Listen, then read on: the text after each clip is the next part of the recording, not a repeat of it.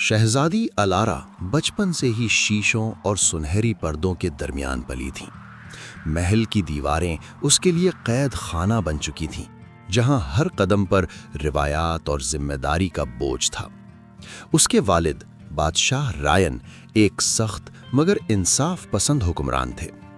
انہوں نے الارا کے لیے مستقبل پہلے ہی طے کر دیا تھا: تاج، تخت اور ایک سیاسی شادی جو سلطنت کو مزید طاقت دے گی۔ الارا کے خیالوں میں مگر ہمیشہ ایک اور دنیا رہتی تھی، سمندر کی، جہاں ہوا آزاد تھی اور لہریں کسی حکم کی پابند نہیں ہوتی تھیں۔ ہر رات الارا اپنے کمرے کی جھروکی سے دور سمندر کو دیکھتی۔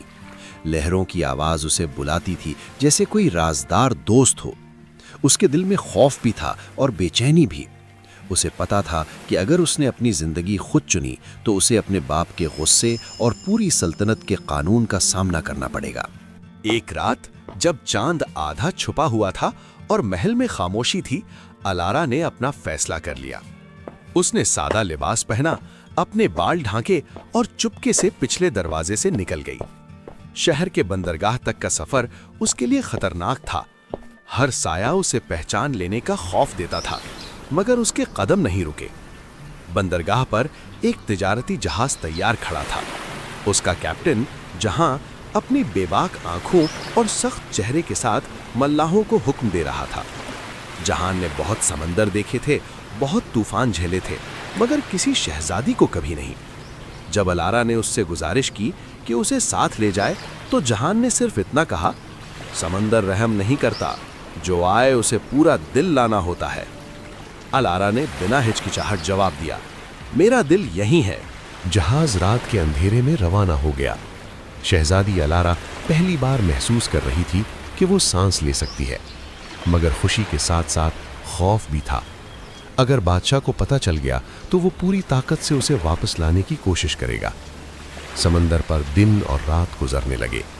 طوفانی ہواؤں اور خاموش صبحوں کے درمیان الارا اور جہان کے درمیان باتیں بڑھنے لگیں۔ جہان نے اپنی کہانی سنائی، کیسے اس نے گھر چھوڑ کر سمندر چنا، کیسے ہر لہر نے اسے زندہ رہنا سکھایا۔ الارا نے اپنی زندگی کے بندھن بیان کیے۔ ان دونوں کے درمیان ایک خاموش رشتہ جنم لینے لگا جو لفظوں کا محتاج نہیں تھا۔ ایک رات طوفان آیا، لہریں دیوار کی طرح اٹھ رہی تھیں، جہاز چیخ رہا تھا جیسے ٹوٹ جائے گا۔ الارا نے پہلی بار موت کو اتنا قریب محسوس کیا۔ جہان نے اسے اپنے پاس رکھا اور کہا: اگر ڈر لگے تو سمندر کو دیکھو، یہ صرف آزادی کا امتحان لیتا ہے۔ اس لمحے الارا کو سمجھ آ گیا کہ یہ صرف محبت نہیں بلکہ ایک سانجھی قسمت ہے۔ اسی وقت محل میں بادشاہ ریان کو خبر مل چکی تھی۔ شہزادی غائب تھی۔ غصے اور پریشانی نے اسے گھیر لیا۔ اس نے فوراً حکم دیا کہ جہازوں کا پیچھا کیا جائے۔ وہ میری بیٹی ہے اور اسے واپس آنا ہوگا، اس نے سختی سے کہا۔ بادشاہ کے لیے یہ صرف عزت کا مسئلہ نہیں تھا بلکہ سلطنت کا بھی۔ کئی دن بعد سمندر کے بیچ الارا نے دور سے سرکاری جہاز دیکھے۔ اس کا دل ڈوب گیا۔ جہان سمجھ گیا کہ فیصلہ قریب ہے۔ اگر تم واپس جانا چاہو، اس نے کہا، تو میں روکوں گا نہیں۔ اس کے الفاظ میں درد تھا مگر زبردستی نہیں۔ الارا رات بھر سو نہیں سکی۔ اس کے ذہن میں دو زندگیاں تھیں، ایک جہاں وہ تاج پہ بیٹھی ہوگی مگر خود سے دور، اور دوسری جہاں وہ آزاد ہوگی مگر شاید سب کچھ کھو دے گی۔ صبح ہونے سے پہلے اس نے اپنا جواب ڈھونڈ لیا۔ جب بادشاہ کا جہاز قریب آیا تو الارا سامنے کھڑی تھی۔ بادشاہ ریان نے اپنی بیٹی کو دیکھا تو اس کی آنکھوں میں سختی کے ساتھ ساتھ خوف بھی تھا۔ واپس آ جاؤ، اس نے کہا، تمہاری جگہ محل میں ہے۔ الارا نے گہری سانس لی۔ ابا، اس نے کہا، میری جگہ وہاں ہے جہاں میرا دل سانس لیتا ہے۔ سمندر کی ہوا نے اس کے الفاظ کو دور تک لے جا کر بکھیر دیا۔ بادشاہ خاموش ہو گیا۔ اس نے پہلی بار دیکھا کہ اس کی بیٹی بچی نہیں رہی۔ اس لمحے میں جنگ اور محبت آمنے سامنے تھیں۔ کافی دیر کے بعد اس نے اپنا سر جھکا لیا۔ اگر تم نے سمندر چنا ہے، اس نے کہا، تو پھر اسے پوری ہمت سے جینا۔ سرکاری جہاز واپس مڑ گئے۔ الارا کے آنسو لہروں میں گر گئے، مگر اس بار وہ خوشی کے تھے۔ جہاں نے اس کا ہاتھ پکڑا۔ سمندر پھر سے ان کے لیے کھل گیا تھا، پراسرار، خطرناک اور آزاد۔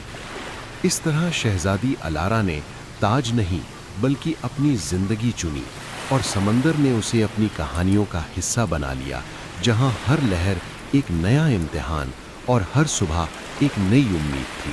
سمندر پار بادشاہ کے جہاز واپس مڑنے کے بعد بھی الارا اور جہان کا سفر فوراً ختم نہیں ہوا۔ بادشاہ ریان نے بیٹی کے فیصلے کو قبول تو کر لیا تھا، مگر اس کا دل اب بھی بے چین تھا۔ اس نے پیغام بھیجا کہ شہزادی کچھ عرصہ سمندر پار رہے، اپنی پسند کی زندگی کو پوری طرح محسوس کرے، پھر واپس آ کر اپنا آخری فیصلہ کرے۔ الارا نے اس اجازت کو اپنے لیے ایک امتحان سمجھا۔ اگلے چند مہینے الارا نے سمندر کی زندگی کو گہرائی سے جانا۔ وہ ملاحوں کے ساتھ کام کرتی، رات کو ستاروں کے نیچے سوتی اور طوفانوں کا سامنا کرتی۔